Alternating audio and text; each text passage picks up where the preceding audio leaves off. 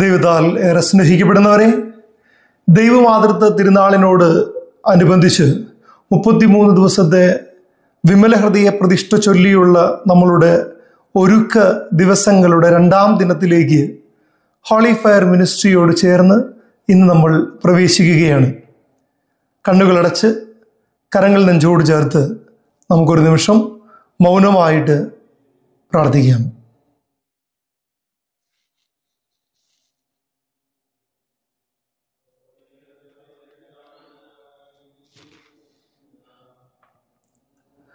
പ്രിയമുള്ളവരെ, ഈ ഒരുക്ക ദിവസങ്ങളുടെ ആദ്യഘട്ടത്തിൻ്റെ 2ാമത്തെ ദിനമായ ഇന്ന് നമ്മൾ വിശുദ്ധ മോൺഫോർട്ടിൻ്റെ ക്രമമനുസരിച്ച് നമ്മൾ വിചിന്തന വിഷയമാക്കുന്നത് പ്രലോഭനങ്ങളെ ജയിക്കുക എന്നുള്ളതാണ്.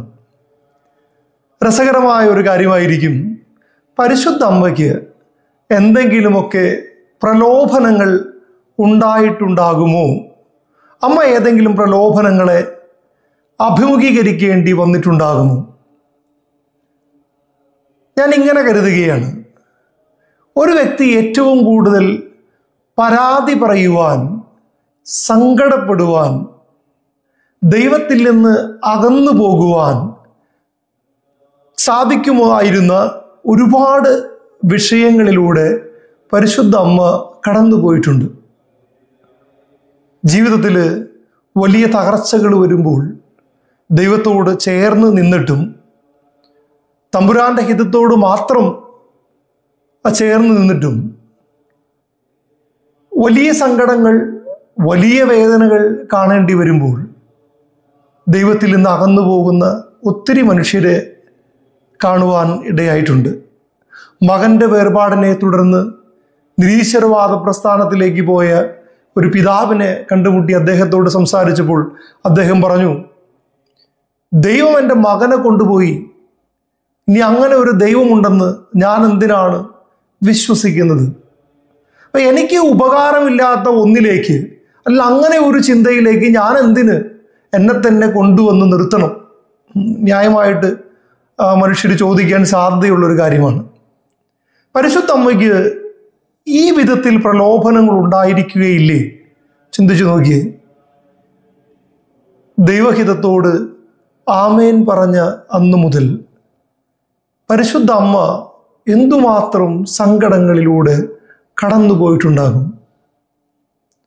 പ്രവാസ ജീവിതം, ഒരു കുഞ്ഞിന് ജന്മം കൊടുക്കുവാൻ വേണ്ടി ഒരു നല്ല ഇടം പോലും കിട്ടിയില്ല, എടുത്തുകൊണ്ട് ഓടേണ്ടി വരുന്നു, വിധവയായിട്ട് ജീവിക്കേണ്ടി വരുന്നു. മകനെക്കുറിച്ച് മറ്റുള്ളവർ പറയുന്ന അത്ര നല്ലതല്ലാത്ത വാർത്തകൾ, അവന് പിശാചുബാധയുണ്ടെന്നും എല്ലാവരും അവനെ കൊല്ലാൻ ആഗ്രഹിക്കുന്നു എന്നും ഒക്കെയുള്ള കാര്യങ്ങൾ കേൾക്കുന്ന സമയങ്ങൾ. ഏറ്റവും ഒടുവിൽ പരിശുദ്ധ അമ്മ കാൽവരി മലയിലേക്ക് മകൻ്റെ ചോര വീണ മണ്ണിലൂടെ കണ്ണുനീര് വീഴ്ത്തിക്കൊണ്ട് നടന്നു നീങ്ങുന്ന സമയം, മകൻ്റെ മരണം കണ്ടുമുട്ടുന്ന സമയം, ഒടുവിൽ ആ മകൻ്റെ മൃതദേഹം കൈകളിലേക്ക് ഏറ്റെടുക്കുന്ന സമയം, പാഷൻ ഓഫ് ദ ക്രൈസ്റ്റ് എന്ന സിനിമയിൽ മനോഹരമായി അതിൻ്റെ സംവിധായകൻ ഇപ്രകാരം ചിത്രീകരിക്കുന്നുണ്ട്. പടയാളികളുടെ അടിയേറ്റ് ഭാരമുള്ള കുരിശുമായി മുഖമടിച്ചു വീഴുന്ന ക്രിസ്തുവിൻ്റെ അടുത്തേക്ക് ഓടി വരാൻ ആഗ്രഹിക്കുന്ന പരിശുദ്ധ അമ്മ, അവൾക്കപ്പോൾ അത് കഴിയുന്നില്ല. അപ്പോൾ ഫ്ലാഷ് ബാക്കിൽ ഇങ്ങനെ കാണിക്കുന്നു, കുഞ്ഞായിരുന്നപ്പോൾ തട്ടി വീണ ബാലനായ യേശുവിനെ ഓടിയെടുത്ത് മാറോട് ചേർത്ത് പുണർന്ന് അവനെ ചുംബിക്കുന്ന ഒരമ്മ. പക്ഷെ കാൽവരിയിൽ അമ്മയ്ക്കതിന് കഴിയാതെ പോകുന്നു. ചിന്തിച്ചു നോക്കിയേ, ഏതൊരു വ്യക്തിയും ഒത്തിരിയേറെ പരാതികൾ ഉയർത്താൻ സാധ്യതയുള്ള നിമിഷങ്ങളിലൂടെയാണ് അമ്മ കടന്നുപോയത്. ദൈവപുത്രന്റെ മാതാവായിരുന്നിട്ട് ഭൗതികമായിട്ട് എന്തെങ്കിലും ഒരു നേട്ടം അമ്മയ്ക്ക് ലഭിച്ചിരുന്നു? ഏറെ ചിന്തിപ്പിക്കുന്ന ഒരു ചോദ്യമാണത്. ദൈവപുത്രന്റെ മാതാവായിരുന്നു. എന്തെങ്കിലും ഭൗതികമായ ഒരു നേട്ടം ഒന്നും കിട്ടിയില്ല. മാത്രമല്ല, മകന്റെ മരണം കണ്ടുകൊണ്ട് നിൽക്കേണ്ടിയും വന്നു. ഒരമ്മയുടെ ഏറ്റവും വലിയ സങ്കടം ഒരു പക്ഷേ മകളുടെ മരണം, അത് ഇഞ്ചിഞ്ചായിട്ട് അവർ കൊല്ലപ്പെടുന്നത് കണ്ടു നിൽക്കുക എന്നുള്ളത് തന്നെയായിരിക്കും. ഒരക്ഷരം മിണ്ടിയില്ല, ഒന്ന് ആർത്തലച്ച് കരഞ്ഞുപോലുമില്ല അവൾ. കാരണം ദൈവഹിതത്തോട് കൊടുത്ത ഒരു വാക്കുണ്ട്. ഇതാ കർത്താവിൻ്റെ ദാസി എന്ന് പറഞ്ഞുകൊണ്ട് പറഞ്ഞ ഒരു ആമേനുണ്ട്. പ്രിയമുള്ളവരെ, കൊടുത്ത വാക്കിൽ നിന്ന്, ആ വിശ്വസ്തതയിൽ നിന്ന് ഒരിക്കൽ പോലും വ്യതിചലിക്കാതെ നിന്ന ഒരമ്മ, തീർച്ചയായിട്ടും ആ പ്രലോഭനത്തെ അമ്മ ജയിച്ചിട്ടുണ്ട്. നമ്മൾ ഒരുപാട് തീരുമാനങ്ങൾ എടുക്കുന്നുണ്ടല്ലോ ജീവിതത്തിൽ.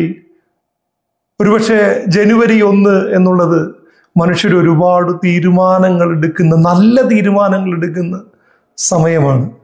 നന്നാകാൻ വേണ്ടി നമ്മൾ തീരുമാനിക്കുന്ന സമയം. പ്രിയമുള്ളവരെ, അതിനുള്ള ഒരുക്ക ദിനങ്ങളിലൂടെയാണ് നമ്മൾ കടന്നു പോകുന്നത്. ഒരുപാട് പ്രലോഭനങ്ങൾ കടന്നു വരും. ഈ നന്മയുടെ വഴികളിലൂടെ കടന്നു പോകുമ്പോൾ പരിശുദ്ധ അമ്മയോട് ചേർന്ന് അവളുടെ മധ്യസ്ഥം തേടിക്കൊണ്ട് പ്രലോഭനങ്ങളെ ജയിക്കുന്നതിനുള്ള കൃപ ലഭിക്കാൻ വേണ്ടി നമുക്ക് പ്രാർത്ഥിക്കാം. വിശ്വാസ പ്രമാണം ഏറ്റുചൊല്ലി പ്രാർത്ഥിക്കാം. സർവശക്തനായ പിതാവും ആകാശത്തിൻ്റെയും ഭൂമിയുടെയും സ്രഷ്ടാവുമായ ദൈവത്തിൽ ഞാൻ വിശ്വസിക്കുന്നു. അവിടുത്തെ ഏകപുത്രനും ഞങ്ങളുടെ കർത്താവുമായ ഈശോ മിശിഹായിൽ വിശ്വസിക്കുന്നു. ഈ പുത്രൻ പരിശുദ്ധാത്മാവിനാൽ ഗർഭസ്ഥനായി കന്യകാ മറിയത്തിൽ നിന്ന് പിറന്നു. പന്തിയോസ് പീലാത്തോസിന്റെ കാലത്ത് പീഡകൾ സഹിച്ചു, കുരിശിൽ തറയ്ക്കപ്പെട്ട് മരിച്ച് അടക്കപ്പെട്ടു. പാതാളങ്ങളിൽ ഇറങ്ങി മരിച്ചവരുടെ ഇടയിൽ നിന്ന് 3-ാം നാൾ ഉയർത്തി സ്വർഗത്തിലേക്ക് എഴുന്നള്ളി സർവശക്തിയുള്ള പിതാവായ ദൈവത്തിന്റെ വലത്തുഭാഗത്ത് ഇരിക്കുന്നു. അവിടുന്ന് ജീവിക്കുന്നവരെയും മരിച്ചവരെയും വിധിക്കുവാൻ വരുമെന്നും ഞാൻ വിശ്വസിക്കുന്നു. പരിശുദ്ധാത്മാവിൽ ഞാൻ വിശ്വസിക്കുന്നു. വിശുദ്ധ കത്തോലിക്ക സഭയിൽ പുണ്യവാന്മാരുടെ ഐക്യത്തിലും പാപങ്ങളുടെ മോചനത്തിലും ശരീരത്തിന്റെ ഉയർപ്പിലും നിത്യമായ ജീവിതത്തിൽ ഞാൻ വിശ്വസിക്കുന്നു. ആമേൻ.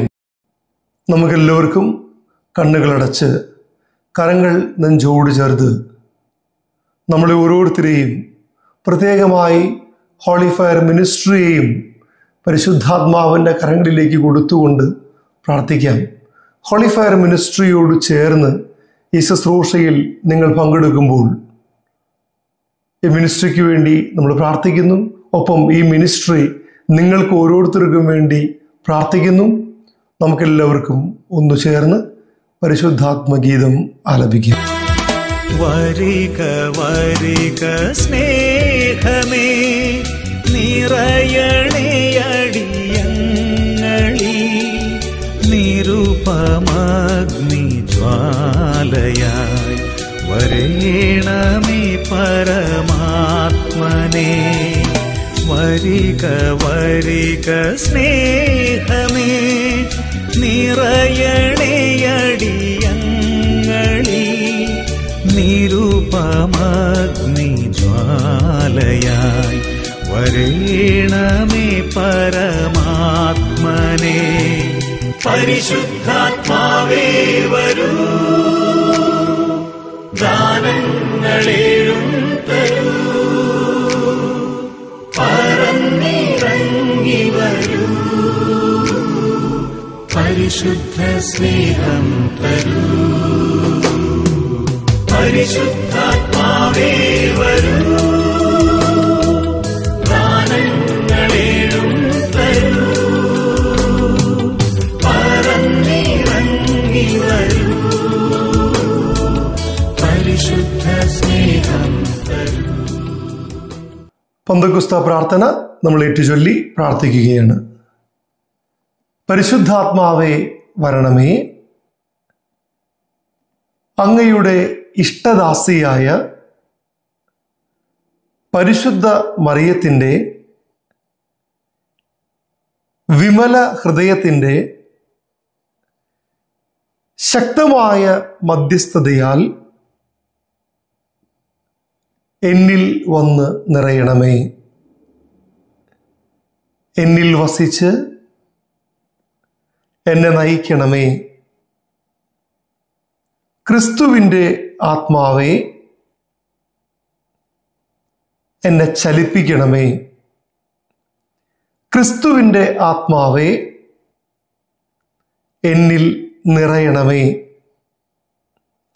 ക്രിസ്തുവിൻ്റെ ആത്മാവേ, എന്നെ മുദ്രയടിക്കണമേ. പുണ്യങ്ങളുടെ ഒരു ഉറവ എന്നിൽ സൃഷ്ടിക്കണമേ. പരിശുദ്ധ അമ്മയിൽ വിളങ്ങിയ വിശ്വാസം, പ്രത്യാശ, സ്നേഹം, പരിശ്രമശീലം, അനുസരണം എന്നീ പുണ്യങ്ങളാൽ എന്നെ നിറയ്ക്കണമേ. എൻ്റെ ആത്മാവിനെ അങ്ങയുടെ സ്വന്തമായി മുദ്ര കുത്തണമേ. അങ്ങനെ ഞാൻ ഈശോയുടെ പ്രതിബിംബമായി മറ്റുള്ളവരുടെ മുൻപിൽ പ്രകാശിക്കുവാൻ കൃപ തരണമേ. ആമേൻ. നമുക്ക് വിമല ഹൃദയ പ്രതിഷ്ഠ ഏറ്റുചൊല്ലി പ്രാർത്ഥിക്കാം. ദൈവമാതാവും അമലോത്ഭവയുമായ പരിശുദ്ധ കന്യകയെ, ദൈവത്തിൻ്റെയും സകല സ്വർഗവാസികളുടെയും സാന്നിധ്യത്തിൽ ഞാൻ അമ്മയെ എൻ്റെ മാതാവും രാജ്ഞിയുമായി പ്രഖ്യാപിക്കുന്നു. പിശാചിനെയും അവൻ്റെ പ്രവൃത്തികളെയും ആഘോഷങ്ങളെയും ഉപേക്ഷിച്ചു കൊള്ളാമെന്ന് വാഗ്ദാനം ചെയ്തുകൊണ്ട് ഞാൻ അമ്മയുടെ വിമല ഹൃദയത്തിന് എന്നെ തന്നെ പ്രതിഷ്ഠിക്കുന്നു. എൻ്റെ ആത്മാവിനെയും ശരീരത്തെയും ബുദ്ധിയെയും മനസ്സിനെയും ഹൃദയത്തെയും അവയുടെ എല്ലാ കഴിവുകളോടും കൂടെ അമ്മയുടെ തിരുമുൻപിൽ ഞാൻ സമർപ്പിക്കുന്നു. എൻ്റെ എല്ലാ സൽപ്രവൃത്തികളും പരിഹാര പ്രവൃത്തികളും അവയുടെ എല്ലാ യോഗ്യതയും ലോകമെങ്ങും അർപ്പിക്കപ്പെടുന്ന പരിശുദ്ധ ബലികളോട് ചേർത്ത് ഞാൻ അമ്മയുടെ തൃപ്പാദത്തിങ്കൽ കാഴ്ചവെക്കുന്നു. കാലത്തിലും നിത്യതയിലും ദൈവമഹത്വത്തിനും ആത്മാക്കളുടെ രക്ഷയ്ക്കുമായി അമ്മയുടെ ഹിതാനുസരണം അവ വിനിയോഗിച്ചു കൊള്ളണമേ. പരിശുദ്ധ അമ്മയുടെ വിമല ഹൃദയമേ, ഞങ്ങൾക്ക് വേണ്ടി അപേക്ഷിക്കണമേ. യേശുവിൻ്റെ തിരുഹൃദയമേ, ഞങ്ങളെ അനുഗ്രഹിക്കണമേ. യേശുവിൻ്റെ തിരുരക്തമേ, ഞങ്ങളുടെ മേൽ കരുണയായിരിക്കണമേ.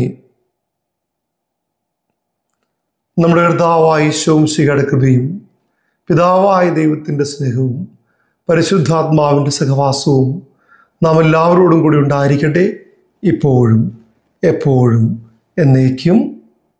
ആമേൻ.